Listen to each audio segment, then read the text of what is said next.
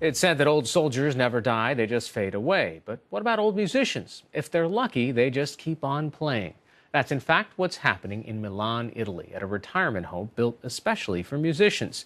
NewsHour Weekend special correspondent Chris Livesay has our story from a place where the music never stops.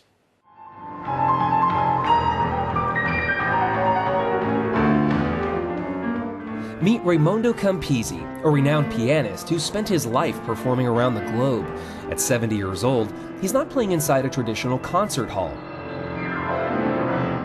This is Casa Verdi, a retirement home for musicians in Milan, Italy.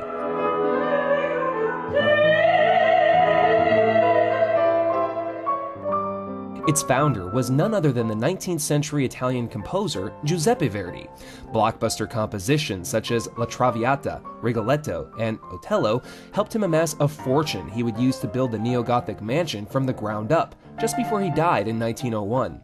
His royalties would keep the lights on for decades more, providing food, lodging, and medical treatment for musicians who, as Verdi put it, were not favored by fortune, or who, when they were young, did not possess the virtue of saving. Io suono, spendo. All I do is play piano and spend money. Thieves don't waste their time with me because they won't find any money. Verdi had people like me in mind when he founded Casa Verdi. A pianist like her son, Campisi's mother was also a resident. No, mia mamma è mancata. She passed away 3 years ago. When my mother lived here, I didn't know the place very well because I was always passing through. And I didn't know how great it was with all these concerts and musicians. Musicale con concerti. Verdi called this retirement home the finest of his life's work. And walking through these halls, you start to understand why. It's impossible to go anywhere without hearing the sound of music.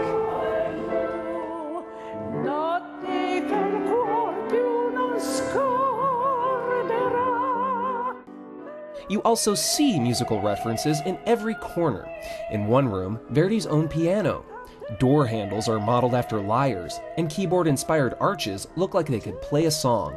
Every aesthetic detail tailor-made for a house full of musicians, and painstakingly designed by Verdi. The maestro himself is here too. He's entombed in the courtyard. Grazie. Today, there are roughly 60 residents.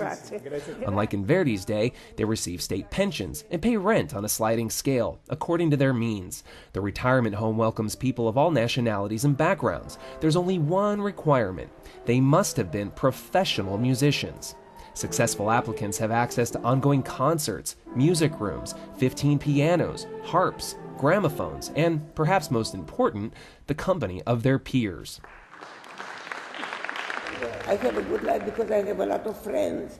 My young people, old people, they're my friends, I love them. I think that they love me, I think so. BC Roman, now 93, says music literally kept her alive in Romania during World War II. Your town was occupied by the Nazis. By the Nazis. And nevertheless, you were still able to play piano? Exactly. One of them came to us and said to my mother, may I bring you a little sugar, a little coffee, a little, because your daughter plays so wonderful. We are all emotionally moved. We had something to eat through my music. After the war, Roman went on to teach piano and vocal performance around the world, including for 12 years at New York University. And she's still surrounded by young musicians. Since 1993, the retirement home has also rented rooms to music students. The elderly get companionship, and the students say they get free lessons on music and life. It's amazing that we can do music with them. We can sing with the old people. In a moment, you're walking. Yes, you're walking. Do you want to sing? Do you want to play? Together. Yes, let's sing together. Yes, it's fine. But you know that song, yeah.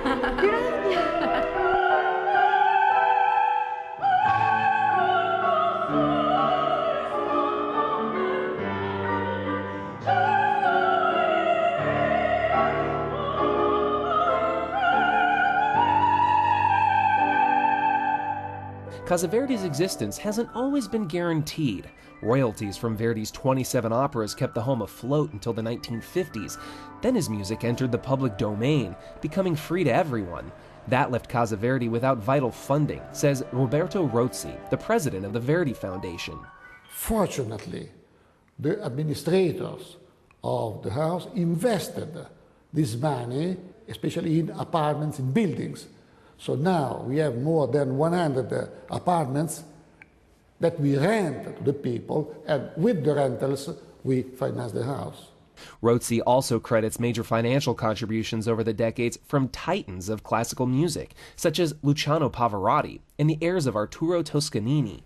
It is really a miracle that Casa Verdi is still open and works very well, without any big problem, especially from the financial point of view.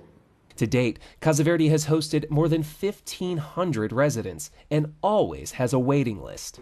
What's your favorite thing about living here? I feel protected. I feel that I am home with people like me who gave the right to the music.